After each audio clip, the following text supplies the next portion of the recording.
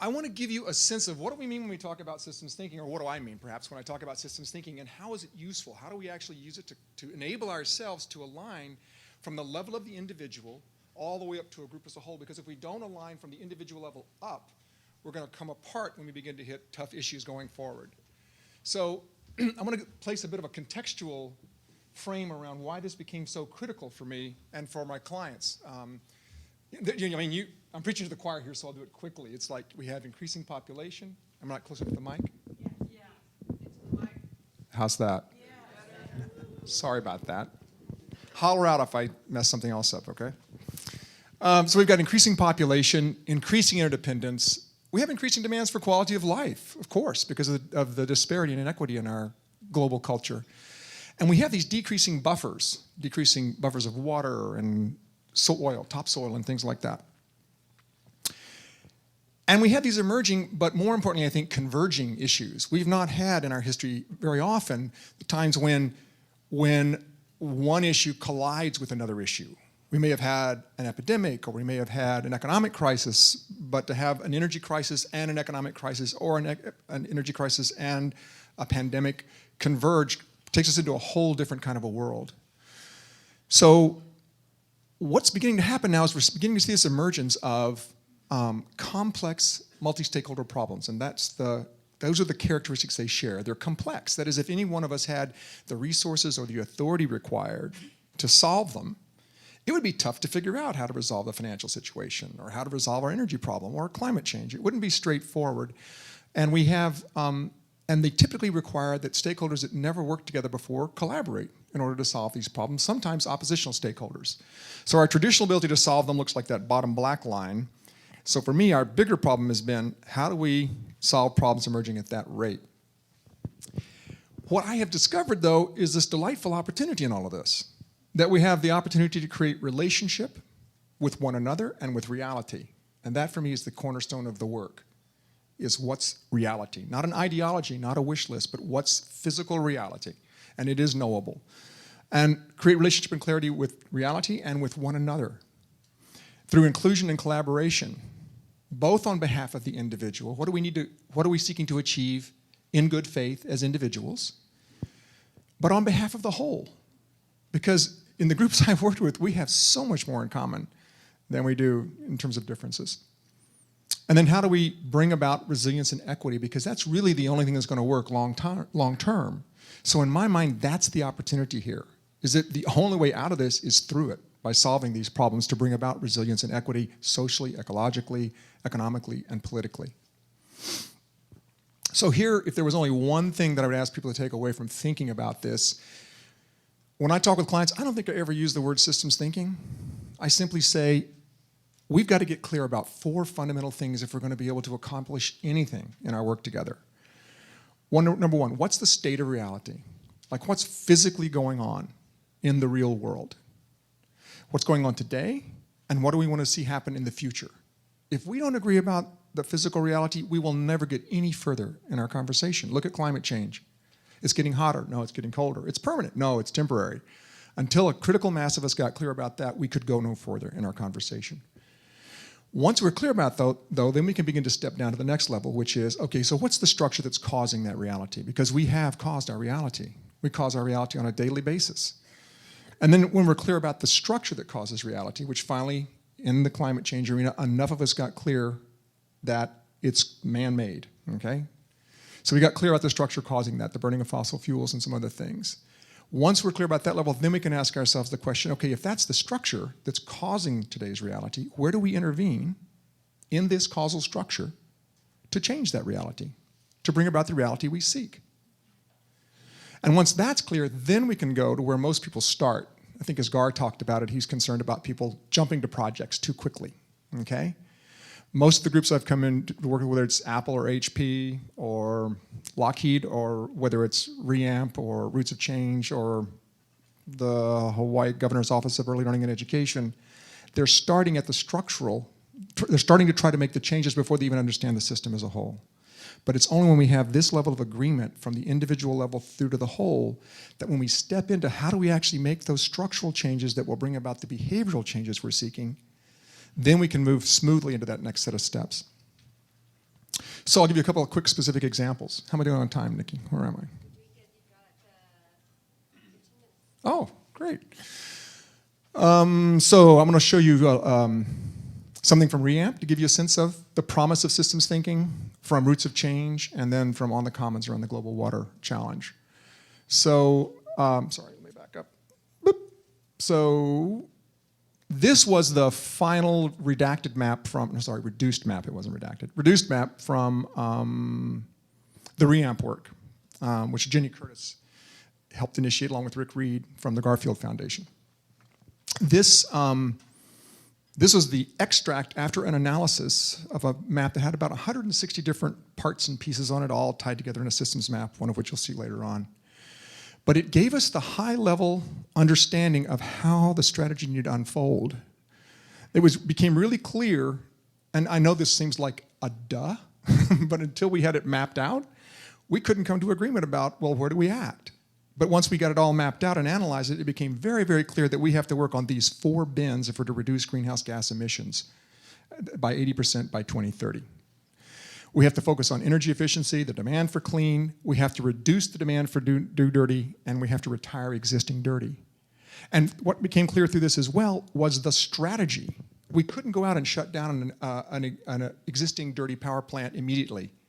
If we did in 2004, we would have prompted the building of a new dirty power plant because there were no policies in place, the technologies weren't in place, it wasn't yet cost effective to go solar, and energy efficiency wasn't yet mandated at state institutional levels and in other places. We didn't have the suppliers, we didn't have the supplies to do those things. So if we'd gone out and said, well, let's just immediately start reducing greenhouse gases by shutting down a power plant, we would have caused the emergence of a new dirty power plant with a useful life of probably 80 years. We would have inadvertently made our problem worse, not better. So REAMP spent its early years getting policies in place very successfully in 8 Midwestern states to boost energy efficiency and to boost demand for clean energy. And now they're in a position to be able to pull the trigger on existing dirty plants. So that's the kind of insight we got about that. We got insight about where and how to do that as well. This is from Roots of Change around sustainable food and agriculture, where we worked with Secretary of Agriculture for the state of California, the president of Whole Foods, members of the AFL-CIO, people working in the obesity movement and other places. What became interesting here was you begin, these things that are in squares like that were the leverage points that we identified. This too was an extract out of a much larger map of about 200 variables. We were able to use these extracted intervention points at a gathering of about 160 activists at Roots of Change's summit in LA to organize themselves around these leverage points, to gather around them, to share with each other what were they trying to cause and what's required for them to cause that. And once that was clear, then to begin to make requests upstream about what they needed from others in the system in order to do their work, because they weren't all experts in everything, and then to make offers downstream about what they were willing to supply downstream in the system. So it created a value exchange network across what was previously not a non-collaborative, but they weren't actively coordinating together. But so it allowed them to coordinate relative to specific outcomes based on the systems map. And on the commons, this was really fascinating. This particular individual map here, people have been talking about privatization as being the threat. And as we went through the process of interviewing and mapping, we suddenly realized, wait a minute, it's not privatization. It's an anti-democratic movement. It blocks transparency. It tries to appeal to the benefit of the few rather than the many through bribes and those kinds of things. It doesn't announce itself so that people can't gather and make collaborative decisions. So calling it privatization just sort of mislabels it and causes more misunderstanding. When you realize it's really about an anti-democratic movement, that's what it is at its heart, suddenly you can develop completely different strategies and you awaken the population to a completely novel and in some ways, unfortunately, inspiring threat. Here's the second thing I'd want people to remember. We have to build this relationship and clarity from the level of each of you as an individual up. If we don't know what you need, if we don't know what you believe is important, if we don't know how you think based on your own valid experience working in these arenas, number one, we'll lose so much, but I'm afraid more importantly, we'll lose you. if you're not somehow baked into the process, if those affected aren't somehow baked into the process, we're going to get to a point where we will lose them, and then we'll lose the power that we have as a collaborative, engaged people. Once we're clear at the individual level and in relationship there, then we can begin to move up to the level of the subgroup. And that is, so what is it you care most about? In REAMP, for example, it were those that cared about local economic development was their primary focus. Others, it was environment. Others just loved policy and they wanted to solve on the policy level. And then there were others that cared about safe, reliable, economical energy. And they first gathered at that level, and once they got clear again and built relationship again at that level, then they were able to move to the level of the group as a whole, where an environmentalist could have a very clear relationship-based conversation with a utility, someone from the utility sector, okay? So building in this way is critical to our success. And then to be able to do that whole thing at scale. How am I on time? 7 minutes. Thank you. So again, some specific examples. By the way, I'm happy to post this deck for anybody that wants it, okay? There's nothing on here that's proprietary, I don't think. You can't quite see that. This was Angela Blackwell at PolicyLink when we mapped her for a project called Climate Bay Area around AB 32 and SB 375 around GHG reductions and sustainable community strategy. What was critical here was the very genesis of her work is understanding the vital role of place and understanding the vital role of participation. And her internalized sense of that was an incredible gift to the whole project. Her stories about that, her principled understanding, her ability to distill it down into really clear, actionable processes was critical to our ability to be successful. This again was from REAMP. This was at the subgroup level, where they came together and agreed that what they cared about after about an hour-and-a-half conversation among about 8 or 10 environmentalists was the potential for a stable climate. They knew back in 2004 that we were headed for what they called a cliff, and the question was, were we going to have a ledge to land on when we got there? And so they charted the progress of that over time to get a sense collectively of what was causing that goal to be degraded over time. This built relationship, it caused an exchange of understanding and information, much like we want you all to be able to do later today. And then they were able to see the gap, this gap that they had to somehow respond to, a huge gap.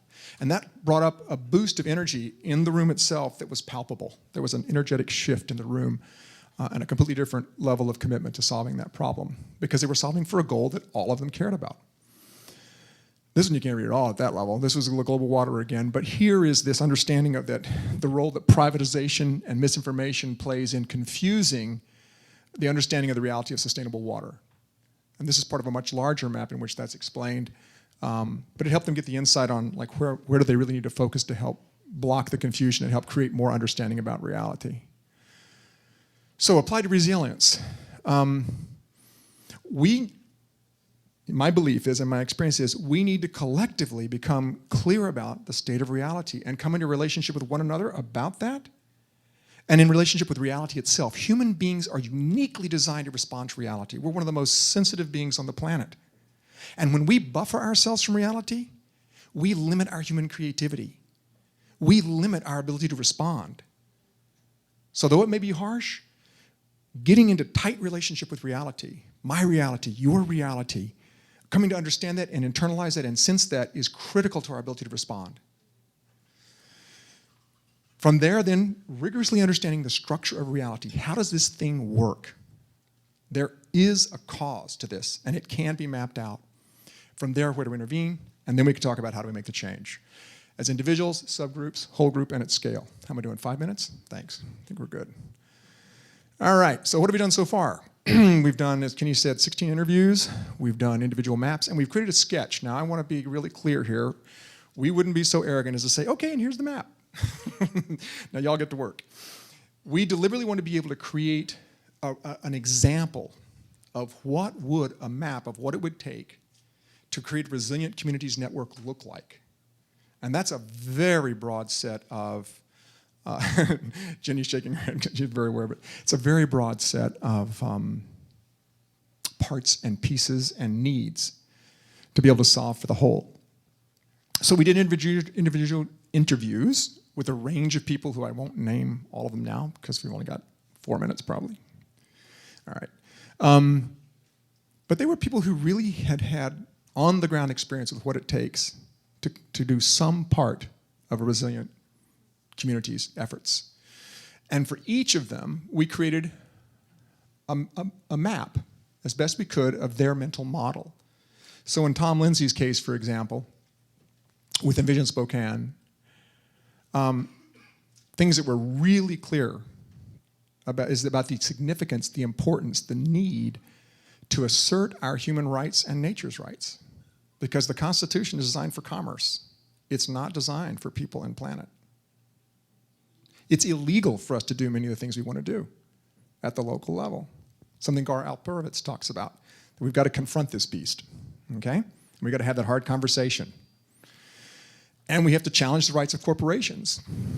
And I won't speak for Tom, but it sounds like he baits corporations. He wants to call out the fight so people can become aware of what's really going on. Get the wizard out from behind the curtain. This is the map we're going to look at later today. I don't want to blind you, so I'll change the screen real quick. But there's some really seminal, important understandings that arise out of it that I'll talk about later today, but I want to give you just an example because Peter Walshaw's work is really critical to this. Janine Binyas's work is really critical to this. Tom Goldtooth's work is really critical to this. This internalized, felt sense of appreciation and humility about the value of nature, the value of life, and our responsibility to it. So this ability to internalize that, to use that to help understand and appreciate nature, you're going to see when we look at the map later on, is at the heart of our ability to succeed socially, to succeed economically, politically, and to be able to build the movement required to bring this change about. So there'll be some subgroups we'll talk about later on, but in our case, the subgroups broke out primarily as ecology, society, economy, politics, and movement building. And I was surprised. I thought they'd break out like energy and food systems and water and transportation. And yeah, those are all in there and they're all important, but the change needs to happen at a much larger level. And I'm ashamed to say, I didn't get that until I interviewed all these people and stuck it all together. Today, we're going to do some subgroup, subsection review of the map later on. We're going to get your individual input. We really want you to be thinking about what are you trying to cause, in which domain, and what's required to cause that at the highest level. Like what are the 4 or 5 or 6 or 7 things when you're thinking really clearly that if you could do all those, you're good. And then we're going to take that input, we'll tell you how later on, and we're going to use it to help us rebuild the map. Okay? So what's to come then is an inclusive and integrated map. And as Kenny said, and after that we kind of don't know. We're going to take just the first step, see how reality changes, and then respond. Thank you very much.